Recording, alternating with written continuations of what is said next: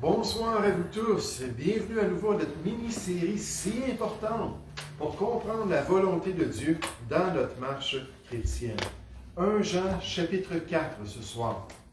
1 Jean chapitre 4, alors qu'on continue à étudier cette belle épître tellement riche, tellement pratique. Et vous allez voir ce soir, c'est un petit peu redondant.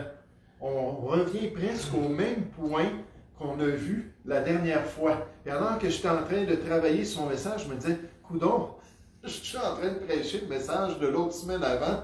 Mais non, c'est un nouveau message, mais les vérités sont toutes liées alors que Jean continue, poussé par l'Esprit de Dieu, d'aborder des sujets connexes et des sujets vitaux dans la vie chrétienne. 1 Jean chapitre 4, à partir du verset 17. Je m'excuse ce matin, je n'ai pas mentionné une des références, il y a eu de la confusion. Là, ce soir, je vous le dis, c'est au verset 17. Jean chapitre 4, au verset 17. Tel il est. On parle de Dieu ici. On parle du Seigneur. Tel que le Seigneur est. Tel nous sommes aussi dans ce monde. Je m'excuse, j'ai un message d'erreur qui vient d'apparaître sur mon écran. C'est un bon temps pour ça. Tel nous sommes aussi dans le monde. C'est en cela, si nous sommes semblables à Dieu, que l'amour est parfait en nous, afin que nous ayons de l'assurance au jour du jugement. La crainte n'est pas dans l'amour, mais l'amour parfait bannit la crainte, car la crainte suppose un châtiment, et celui qui craint n'est pas parfait dans l'amour. Pour nous, nous l'aimons, parce qu'il nous a aimés le premier. Si quelqu'un dit « j'aime Dieu » et qu'il haïsse son frère, c'est un menteur, il n'aime pas vraiment le Seigneur. Car celui qui n'aime pas son frère qu'il voit, comment peut-il aimer Dieu qu'il ne voit pas? Là, on parle d'un amour pratique, d'un amour concret dans nos agissements, dans notre conduite, pour être une bénédiction pour autrui. Verset 21. « Et nous avons de lui ce commandement, que celui qui aime Dieu aime aussi son frère. » Jean revient dans ce passage à nouveau sur la question de notre marche avec Dieu, notre marche dans la lumière et de la manifestation de l'amour comme confirmation de cette marche dans la lumière. Quelles nouvelles informations l'Esprit de Dieu nous donne-t-il? Quelle vérité biblique a-t-il poussé Jean à nous présenter dans ce passage sur le thème de l'amour? J'aimerais vous suggérer que, poussé par l'Esprit de Dieu, Jean affirme encore, comme je vous dis, c'est un peu redondant, il affirme encore que le Dieu d'amour veut nous transformer de plus en plus en son image. Le Dieu d'amour veut de plus en plus qu'on reflète son amour, qu'on représente l'amour de Dieu ici-bas sur la terre. C'est redondant, mais j'aimerais vous dire, c'est vital et c'est tellement vrai et important pour nous. Il veut qu'on le glorifie par notre marche dans l'amour. Il désire qu'on le représente adéquatement comme celui qui aime parfaitement les êtres humains. Il cherche à nous faire grandir dans cette assurance que notre amour lui plaît et qu'il est en accord avec son plan pour notre vie. C'est important de se rappeler que le mot amour, le verbe aimer dans les Écritures, c'est un verbe d'action. Beaucoup plus qu'un verbe de sentiment. Et oui, il y a différents types d'amour dans la parole de Dieu.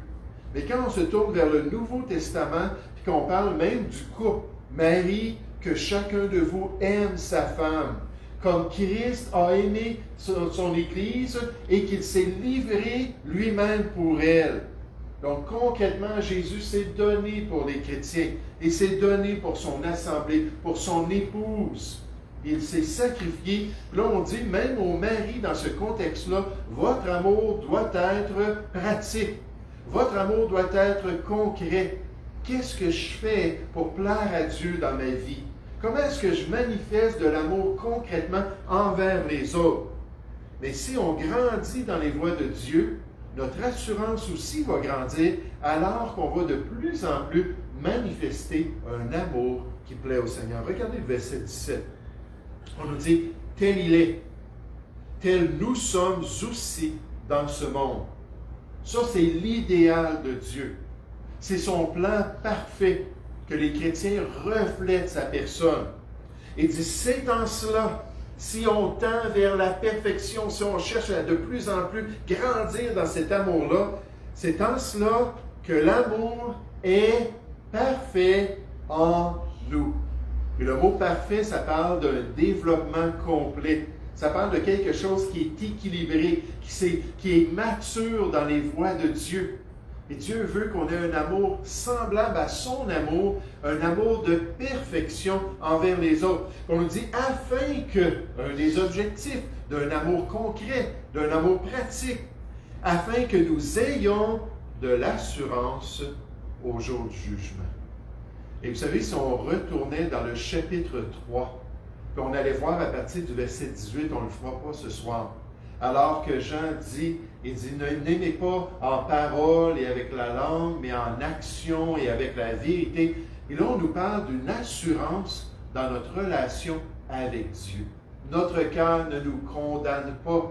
On sait qu'on est en train de faire ce qui est bien. On ne se lasse pas d'aimer les autres comme le Seigneur les aime.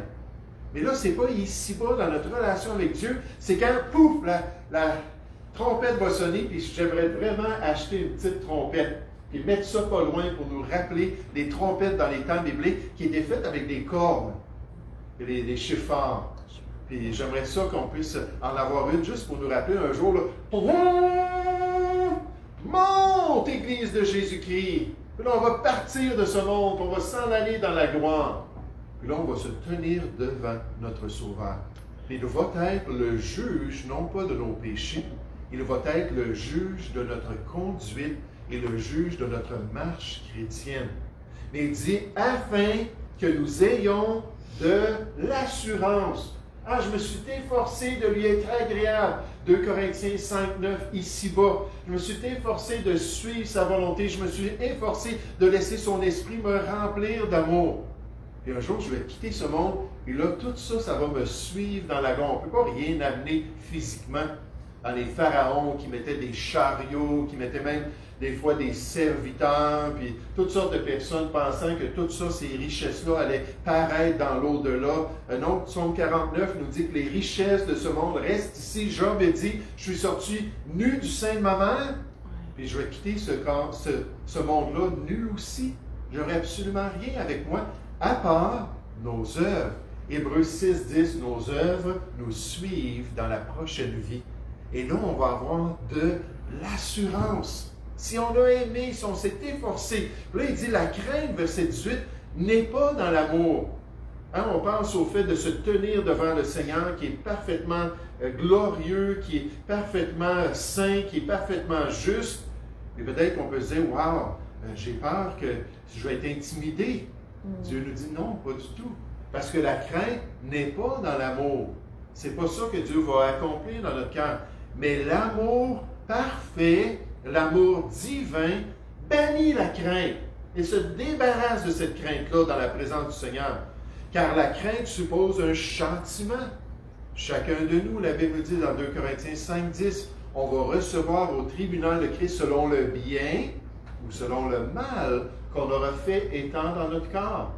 Et là, on voit que nos œuvres ne gagnent pas le salut, mais nos œuvres vont se manifester devant le tribunal de Christ, le tribunal de compétition du Seigneur, de notre marche chrétienne. Il dit, car la crainte suppose un châtiment. Je n'aurais pas été à la hauteur, je n'aurais pas suivi le Seigneur. Quand Christ va apparaître, je vais être éloigné de lui, puis je vais avoir honte, la Bible nous dit, dans 1 Jean 2, au verset 28. Mais non, la réalité, c'est que si je persévère, je continue et je demeure dans l'amour, on a vu ça la dernière fois, alors on va pouvoir demeurer en Dieu. Dieu va demeurer en nous et nous donner la victoire pour qu'un jour on s'en aille dans sa présence, car la crainte suppose un châtiment et celui qui craint n'est pas parfait dans l'amour. Seigneur, rends-moi parfait dans cet amour-là, pour qu'un jour je quitte ce monde, puis que je m'en aille dans ta présence, que je t'entende nous dire, c'est bien, bon et fidèle serviteur, entre dans la joie de ton maître et que j'ai une grande assurance, parce que malgré toutes mes imperfections, en gros, j'aurai accompli la volonté de Dieu. Notre amour peut toujours croître par la connaissance quotidienne du Dieu d'amour. Nous pouvons de plus en plus lui ressembler afin que nous laissions son esprit changer notre cœur, alors que nous tendons toujours plus vers cet amour parfait que le Seigneur possède pour ses enfants et aussi pour ce monde. Car Dieu a tant aimé le monde. Et Dieu veut qu'on comprenne cela. Soyez bons envers tous les hommes, il nous dit, et surtout envers les frères dans la foi. Mais il a un amour pour toute sa créature. La présence de Dieu en nous, un auteur dit, est le moyen par lequel l'amour est perfectionné parmi nous. Ceci en vue de la confiance au jour du jugement. Et la confiance en ce jour est le summum de la confiance pour l'enfant de Dieu. Dans ce monde, nous sommes comme lui. Nous sommes des enfants du Père et Jésus est notre modèle parfait. Le monde n'a pas accueilli Christ et certainement qu'il n'accueille pas le peuple de Christ. Mais comme contraste, un jour, un contraste avec ce monde au jour du jugement, le juste juge va comprendre la conduite de ses enfants. Puis là, on va voir la fanfare, puis là, on va voir toute l'acclamation du Seigneur alors qu'on aura accompli sa volonté. Ayons donc l'assurance que notre amour peut se perfectionner de plus en plus dans notre marche chrétienne ici-bas. Notre amour peut se perfectionner. Dieu peut nous changer pour nous amener à une maturité dans cet amour-là pour la gloire de Dieu. Cherchez avec moi la deuxième épître aux Thessaloniciens. La deuxième épître aux Thessaloniciens. C'est frappant quand on pense aux écrits que Paul a envoyés à Thessalonique, puis juste en passant, c'est un de mes objectifs dans l'avenir de faire une série à travers la première et la deuxième épître aux Thessaloniciens. Donc, dès qu'on va avoir fini 1 Jean, je vais arrêter de lire quotidiennement 1 Jean, puis là, je vais lire 1 et 2 Thessaloniciens. Puis là, m'imbibé de ces deux épîtres-là. Mais ce qui est remarquable quand on pense à ces deux épîtres-là, c'est qu'on voit des exhortations de Paul dans la première épître, puis des confirmations dans la seconde épître que Dieu a fait l'œuvre dans la vie des chrétiens. Alors qu'il y avait du désordre dans 1 Thessaloniciens chapitre 4, alors que certains refusaient de travailler, Paul en parle ensuite dans la deuxième épître, alors que les personnes ne se mêlaient pas de leurs affaires, puis il y avait des conflits entre les chrétiens, c'était une église qui était vivante, une église qui était zélée, une église qui était remarquable. Avec ces exhortations-là, Dieu a travaillé rapidement dans leur cœur. Et une des choses que Paul lui a dit, il dit, vous savez, le problème, c'est que vous n'aimez pas comme Dieu aime. Puis il faut absolument laisser le Seigneur changer votre niveau d'amour pour que vous soyez plus remplis de cet amour-là, plus prêts à faire ce qui est bien pour la gloire de Dieu. Et là, Dieu a commencé à travailler dans le cœur de ses chrétiens. Oh, un des versets qui m'édifie toujours, c'est dans Proverbe 17 au verset 10. Ça dit, mieux vaut une réprimande pour un homme intelligent que tu lui dises verbalement ce qu'il doit faire. C'est mieux ça que 100 coups sur l'insensé. Puis là, dans les temps bibliques, là, les gens se faisaient battre, surtout dans les peuples païens. En Israël, c'était 40 coups moins 1. Mais quand quelqu'un était un rebelle, faisait du trouble, on prenait un bâton et on le frappait. Un adulte, là, on le frappait pour qu'il se repente. Ça fait partie de la responsabilité des juges. Vous dites, c'est cruel, c'est terrible. C'est pas ça la question ce soir. Imaginez recevoir 100 coups dans notre corps. Ah! Moi, je veux juste imaginer recevoir un coup de fouet. On a un petit fouet à la maison, puis c'était juste pour une illustration à l'église, d'accord? C'est pas rien d'autre, là. Un petit fouet, puis je me disais, je donnais des petits coups comme ça. Là, je pensais à tous les apôtres et tous les chrétiens et tous les prophètes qui se sont fait battre à cause qu'ils suivaient le Seigneur. Là, on imagine recevoir 100 coups. 100 coups. Puis on n'a toujours pas appéri. Et l'homme intelligent, lui, c'est une réprimande, une remontrance, une parole d'exhortation. Et les Thessaloniciens étaient comme ça. Paul a dit, une des choses, c'est qu'il faut grandir dans l'amour. 2 Thessaloniciens, chapitre 1. Regardez au verset 1. On a dit Paul et Sylvain et Timothée, les associés de Paul, à l'Église des Thessaloniciens, qui est en Dieu notre Père et en Jésus-Christ le Seigneur. Il dit, j'en ai aucun doute. Que la grâce et la paix vous soient données de la part de Dieu notre Père et du Seigneur Jésus-Christ. Nous devons à votre sujet, frères, rendre continuellement grâce à Dieu, comme cela est juste. Parce que votre foi fait de grands progrès, c'est un autre domaine. Il devait grandir dans la foi, dans la confiance dans le Seigneur. Et que l'amour de chacun de vous tous, tout le monde avait des oreilles dociles, tout le monde était attentif, tout le monde était zélé pour accomplir la volonté du Seigneur. Que l'amour de chacun de vous tous à l'égard des autres augmente de plus en plus vers cet amour parfait que le Seigneur désire dans notre vie. Par la grâce de Dieu, alors qu'il déteint de plus en plus sur nous par son esprit, il nous permet de grandir dans son amour. Il nous permet de nous préparer ainsi pour son glorieux royaume, si nous choisissons de demeurer en lui quotidiennement, si nous choisissons de demeurer dans son amour tout au long de notre marche chrétienne. Puis moi, ce soir, je dis, Seigneur, aide-moi. Aide-moi à grandir dans ton amour. Aide-moi à de plus en plus te refléter ici-bas pour accomplir ta volonté. Mais de même, alors que Jean est en train d'exhorter les chrétiens concernant leur marche dans l'amour, il spécifie que le Dieu d'amour est toujours notre exemple.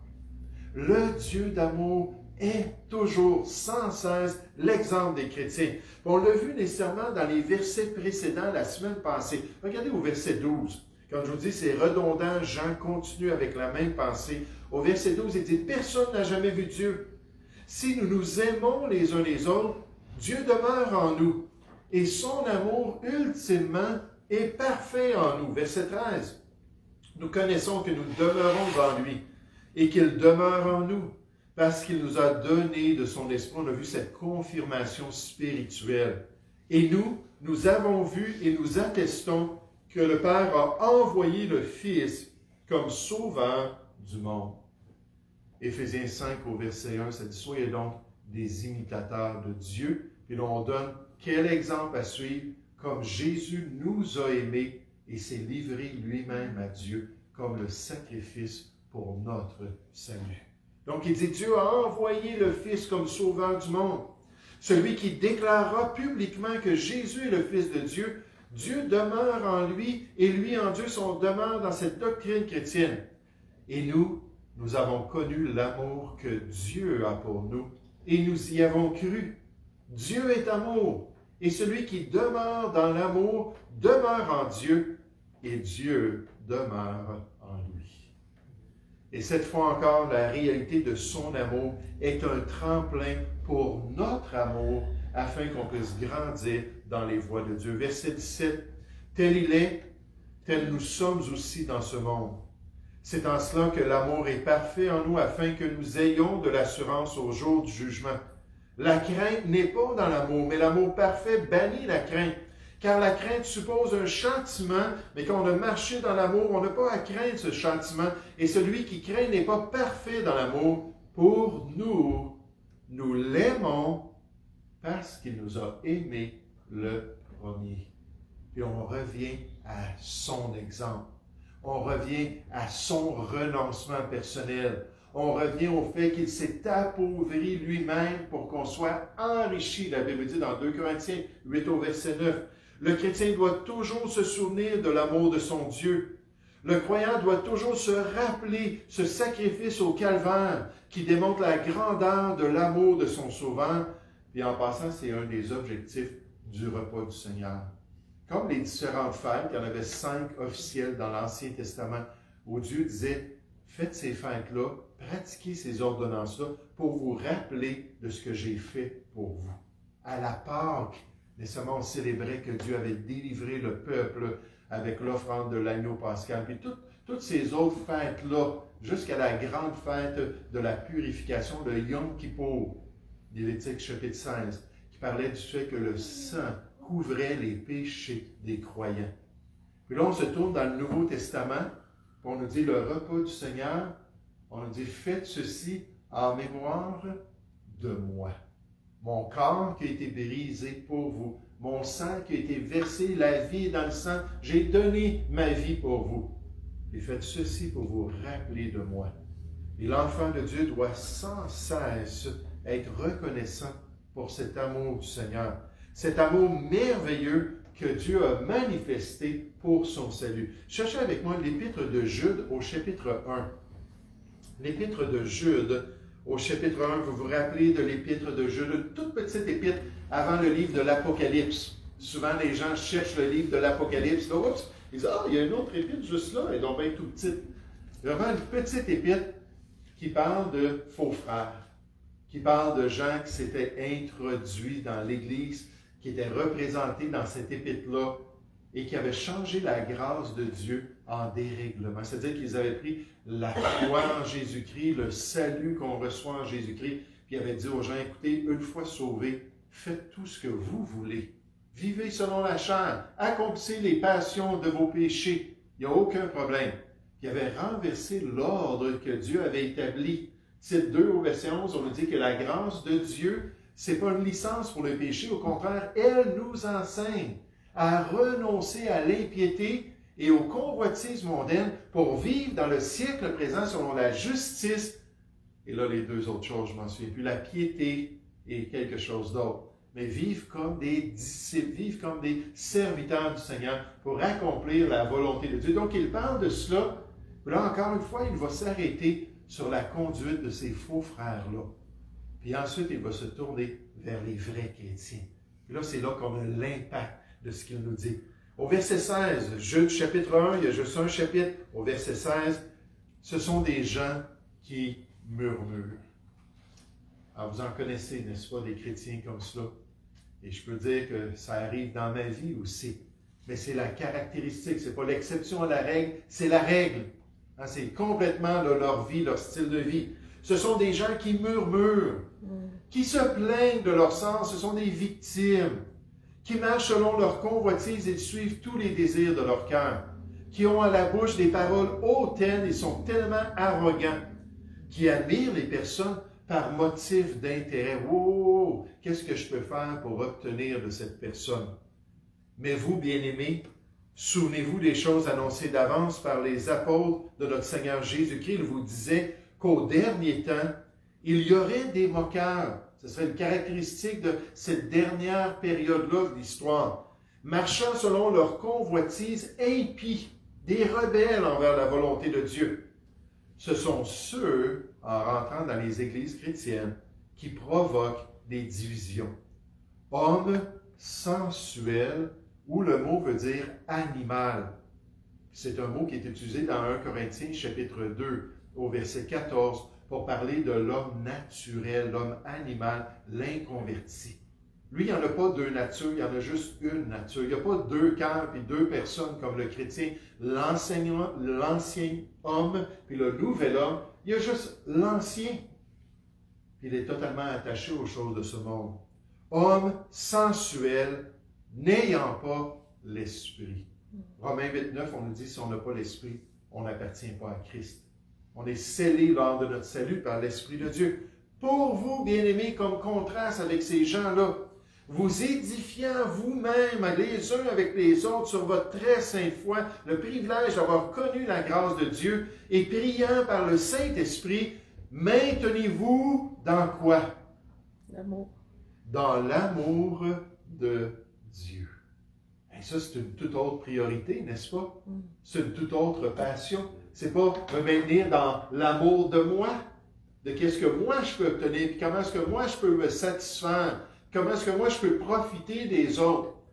Non, je veux me maintenir dans l'amour de Dieu, qui consiste à garder ses commandements, à le suivre, à accomplir sa volonté. Puis on nous dit, en attendant la miséricorde de notre Seigneur Jésus-Christ pour la vie éternelle.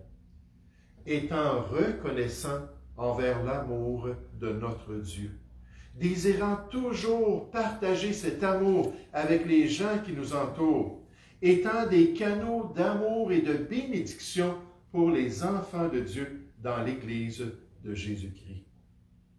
Un auteur dit, un croyant qui fait l'expérience de l'amour parfait grandit dans sa confiance envers Dieu.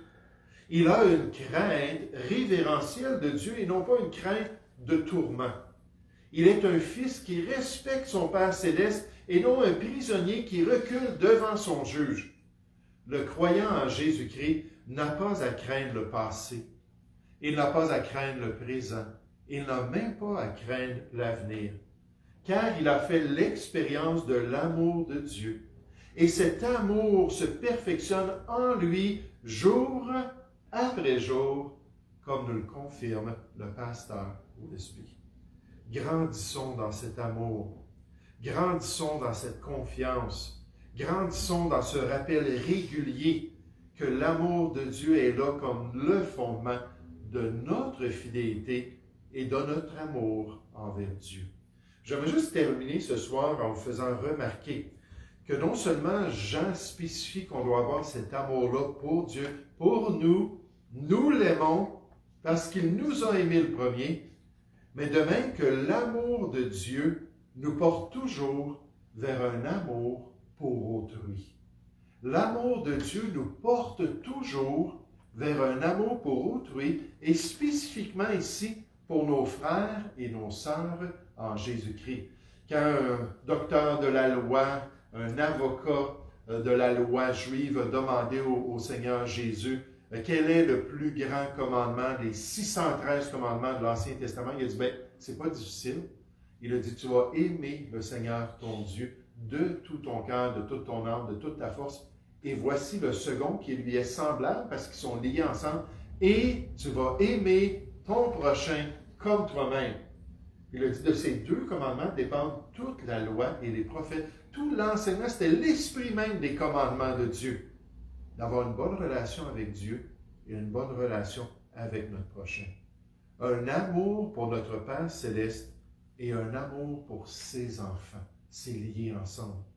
Un amour pour notre Sauveur et un amour pour ceux qu'il a sauvés. Un amour vertical vers le haut et nécessairement un amour horizontal vers les autres.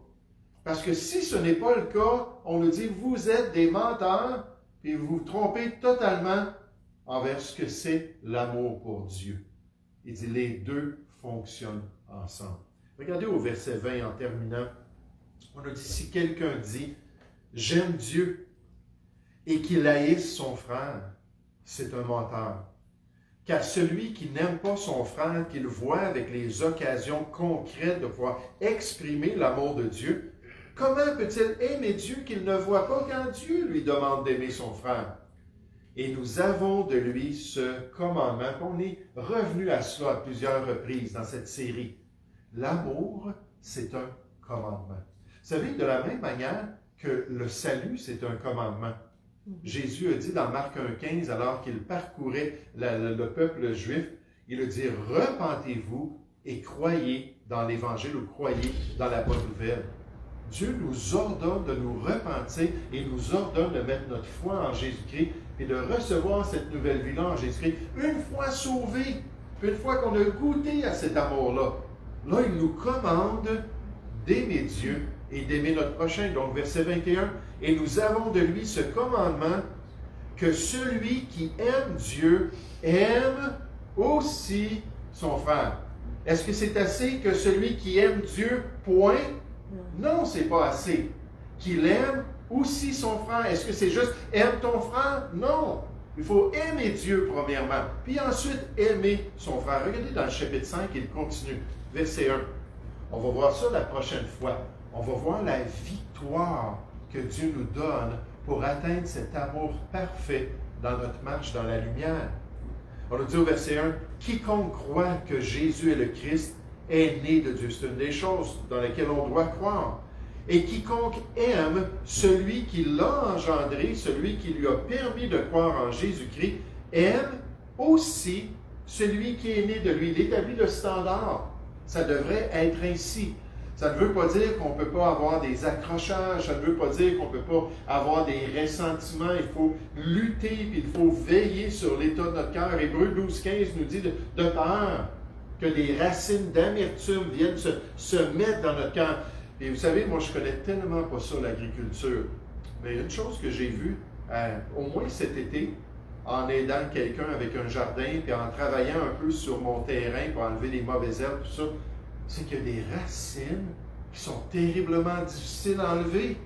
Hey, là, on est là, puis on tire, puis je suis quelqu'un, je pense que je suis assez fort, puis une petite racine pour un mauvais herbe, je ne suis pas capable de l'enlever. Et Dieu nous dit que le gros mauvais herbe dans notre cœur, c'est cette amertume-là, du moins c'est un des problèmes de notre cœur. Il dit, de peur, ne vous privez pas de la grâce que Dieu a pour vous, de peur que Satan vienne mettre ses racines dans votre cœur. Mais quiconque aime celui qui l'a engendré, celui qui l'a sauvé, aime aussi celui qui est né de lui. Nous connaissons que nous aimons les enfants de Dieu lorsque nous aimons Dieu et que nous pratiquons ses commandements. Et un des commandements que Dieu nous demande, c'est d'aimer notre prochain, d'aimer notre frère. C'est le même esprit, c'est la même poussée spirituelle. Car l'amour de Dieu consiste à garder ses commandements. Et ces commandements ne sont pas pénibles. Ça, on va voir ça la prochaine fois. À cause de notre nouvelle nature, à cause de la puissance de Dieu, à cause de l'esprit d'amour qu'il nous a donné, on peut avoir la victoire pour nous permettre d'aimer notre prochain. Dans les versets 17 à 21, l'auteur dit, Jean mentionne deux preuves de la présence d'un fruit d'amour mûr dans la vie d'un chrétien mature. Premièrement, un tel amour donne confiance au jour du jugement. On a confiance alors qu'on sait qu'on va quitter ce monde, qu'on s'en va dans la présence du Seigneur. Deuxièmement, cet amour conduit à une préoccupation authentique pour les autres chrétiens.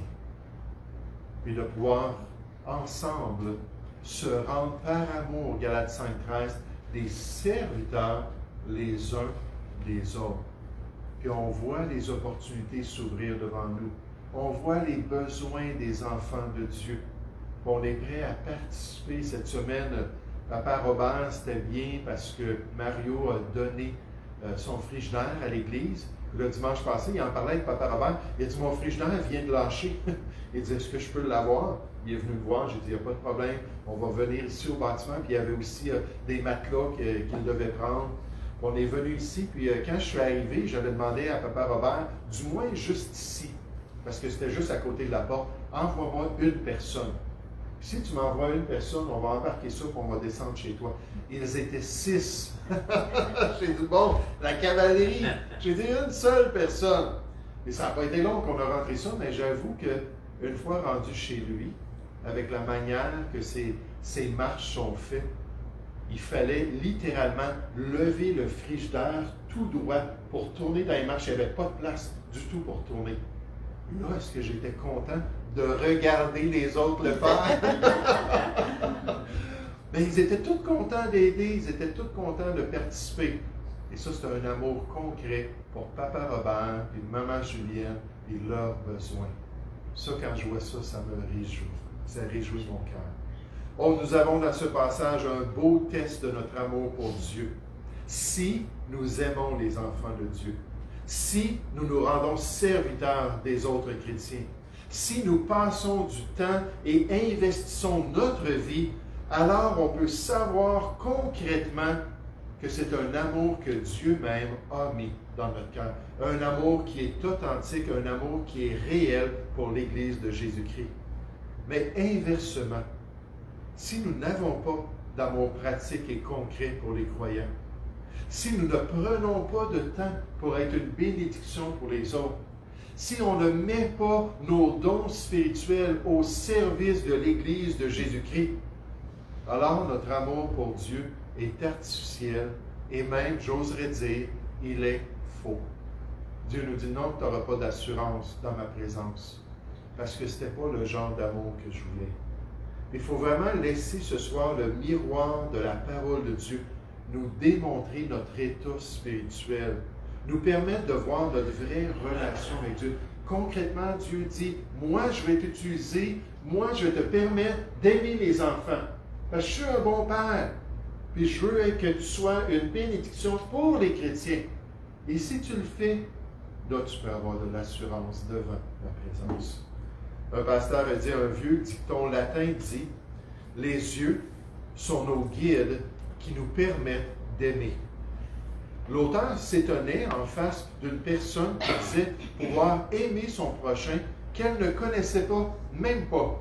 Et ça me frappe juste parce que je dis ça à mon épouse, combien de fois je vois des gens s'écrire les uns les autres, puis là, c'est des gens, c'est clair, ils ne se connaissent pas. « Ah, je t'aime, je t'aime, je t'aime! » Je me disais, wow, c'est un petit peu utiliser cela à la légère, dans des émissions, n'importe quoi. Puis je dis, voyons donc, c'est pas ça l'amour, là. Peut-être qu'ils disent, mais j'ai une affection pour toi, je sais ce que tu es en train de vivre, j'ai entendu ce que tu as partagé, puis ça m'a touché. Mais ils utilisent ça continuellement. Ils disent, si donc nous n'aimons pas ceux que nous voyons, est-il probable que nous aimions vraiment le Dieu invisible? Le chrétien est celui qui a une crainte solennelle des commandements de Dieu et qui veut s'efforcer d'abonder en actes et en paroles d'amour parce que le Seigneur lui a commandé de le faire. Donc, il dit, arrêtons de dire toutes ces choses-là puis de parler d'une manière... non, il dit, soyons pratiques. Et c'est le pasteur Charles Spurgeon qui exhorte les croyants à le faire et à marcher concrètement dans l'amour. Ce soir, on peut développer la certitude que sans amour pour les chrétiens, nous n'avons pas un amour réel pour Dieu. Sans amour pour les chrétiens, nous n'avons pas un amour réel pour Dieu. Et le Dieu d'amour veut nous transformer de plus en plus à son image. Le Dieu d'amour est sans cesse notre exemple et notre exhortation. Le Dieu d'amour nous porte toujours vers l'amour des frères et des sœurs en Christ. Nous allons prier ensemble. Merci encore une fois, Seigneur, pour ce beau passage des Écritures. Merci pour ce grand thème de la première épître de Jean. Seigneur, ce thème de l'amour, ce thème de cette responsabilité pratique de voir les chrétiens comme étant tellement précieux pour toi. Seigneur, on nous parle de la tendresse de Christ. On nous parle, Père, des désirs de Dieu pour ses enfants. Oui, on apprend dans les Écritures que tu es un bon Père, mais un bon Père qui veut utiliser les siens dans sa famille pour pouvoir prendre soin des enfants de Dieu. Aide-nous à faire partie de la solution, Père Céleste. Aide-nous à nous consacrer pour être une bénédiction pour l'Église locale. Seigneur, nous te prions au nom du Seigneur Jésus. Amen.